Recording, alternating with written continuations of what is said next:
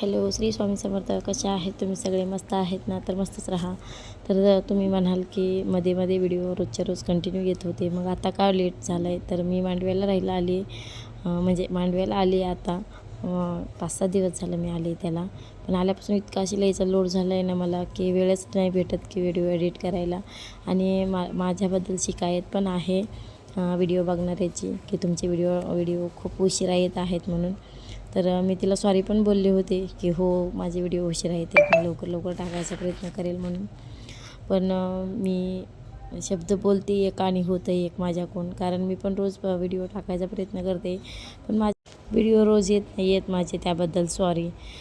कारण कसं असतं ना, जेव्हा ब्लाऊज शिवते ना तर तेव्हा दिवसभर सारखं कोण ना कोण येण्यावर राहतं. कंटिन्यू असं टाईम भेटत नाही मला. कमीत कमी एक अर्धा पाऊण तास जरी भेटला ना तर तेवढ्यात व्हिडिओ एडिट करता येते. एकतरी म्हणजे काकू कंटिन्यू असतात, काकूपाशी बायका असतात बसलेल्या कोण ना कोण. दुसरी गोष्ट म्हणजे माझ्याकडं अचानक कोणीतरी कस्टमर येतं आणि आल्याच्यानंतर मग कसं लगेचच कस्टमर पण नाही जात. मग माझा व्हिडिओ एडिट करता करता मला अर्धाच ठेवावा लागतो. एकदा जर असं होतं ना की माझं जी मी बोलली ना निम्म, म्हणजे समजा आता व्हिडिओ संपस्तोर जर बोलली ना मी, तर अचानक समजा कस्टमर जर आलं, माझ्याकडून कोणतं तरी बटन दबलं ना, तर जेवढं पण मी एडिट केलं ना तेवढं पूर्ण माझं डिलीट होते. असं मला बरेच वेळेस झालं आहे, त्यामुळे माझे व्हिडिओ टायमाला येत नाही आहेत. तर असो, तरी पण मी प्रयत्न करते रोज पाठवायचा. बघू जसं जसं जमेल तसं व्हिडिओ पाठवणार आहे. तर चला, हा व्हिडिओ आहे पौर्णिमे दिवशीचा, म्हणजे ज्या दिवशी मला तुळशीचं लग्न लावायचं आहे त्या दिवशीचा आहे.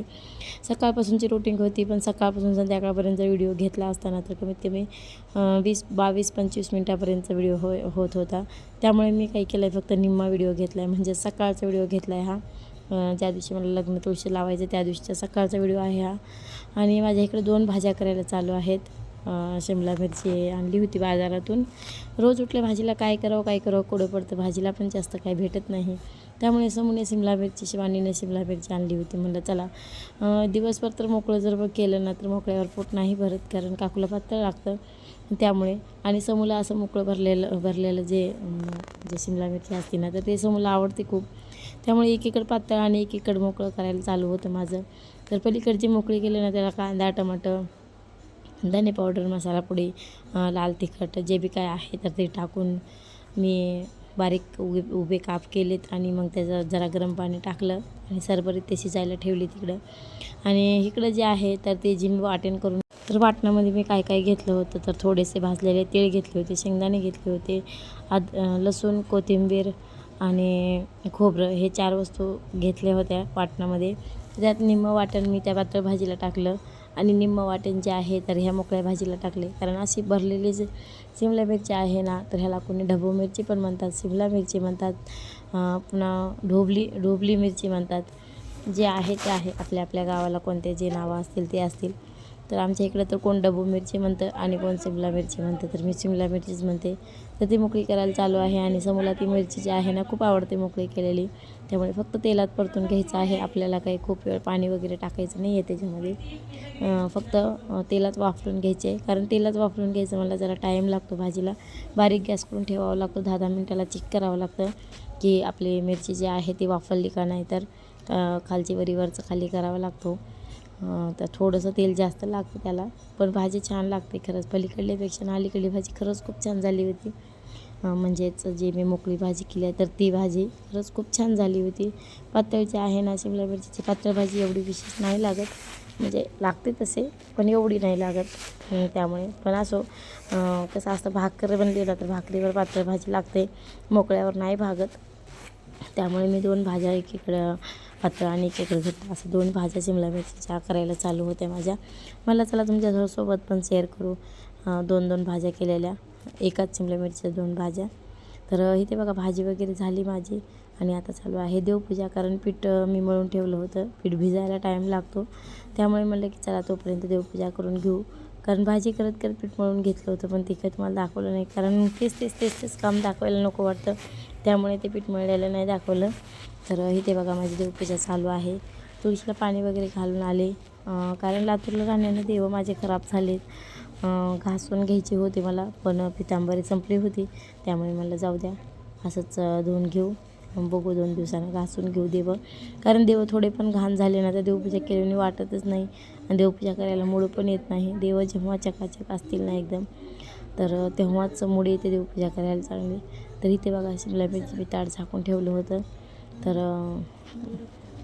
म्हणजे त्या ताटाचं जे ताटात जे मसाला राहिला होता त्याच्यात थोडंसं मी उघं ठेंबर पाणी होतं ते पाणी टाकलं होतं मी त्यामध्ये. त्यामुळे थोडंसं पाणी सुटलं आहे.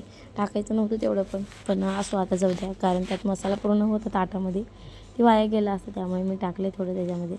तर इकडली माझी पातळ भाजी जी आहे तर ती फायनली झाली करायची, मोकळी पण होत आली आता. तर पलीकडल्या गॅसवर चहा राहिला होता, कारण काकूला 2 टाईम चहा द्यावा लागतो. एकच टाईम चहा केला होता, नेक्स्ट टाईमचा जो चहा होता तो राहिला होता. आणि ना काकूला पहिल्यांदा एक चहा केला आणि नंतर मला एक चहा केला, वेगवेगळा चहा करावा लागला मला. कारण काकूला जेव्हा चहा केला ना तेव्हा दुधाच्या पुड्याचा चहा होता, म्हणजे जो दुकानात पाकीट भेटतं ना दुधाचं, तर त्याचा चहा केला होता. कारण ते जर चहा मी पिले ना तर माझं तोंड येतं, म्हणजेच तोंड येतं म्हणजे काय असतं हे तर माहितीच असेल. तोंड येतं म्हणजे कसं, तर आपल्या तोंडामध्ये ना बारीक बारीक छिलके निघतात. त्यामुळे मी पुड्याचं दूध चहाला नाही वापरत. आपलं घरगुती जे दूध असतं तर तेच वापरते मी चहाला. त्यामुळे अगोदर काकूला कपवर चहा करून दिला आणि नंतर मला चहा करायला घेतली होते. चहा माझा ठेवला होता आणि इकडं हळदीचं लेपन करायला चालू होतं, कारण तुळशीचं लग्न लावायचं होतं, त्यामुळे हळदीचं लेपन पण करायचं होतं. हळदीचं लेपन वगैरे करून घेतलं सगळं आणि नंतर माझा चहा झाला उकळला. तोपर्यंत मी माझा चहा घेतला, रांगोळी वगैरे काढून घेतली. कारण हळदीचं लेपन जर केलं आणि रांगोळी जर लवकर नाही काढली तर ते म्हणजे व्यवस्थित नाही वाटत. लगे रांगोळी काढली ना तर छान वाटतं. कारण हळदीचं लेपनाचं जे असतं ना पिवळं, ते दार आपलं पिवळं जरा दिसतं, त्यामुळे रांगोळी काढली तर भारी दिसतं. तर हे बघा फायनली माझी जी पातळ भाजी होती तर पातळ भाजी होती ते पण खाली मी उतरून ठेवली आणि जे मोकळी शिमला मिरची ठेवली होती वाफरायला तर ते पण झाली होती आता. तर आता माझा चहा घ्यायला चालू आहे. तर चला व्हिडिओचा एंड करते, भेटू.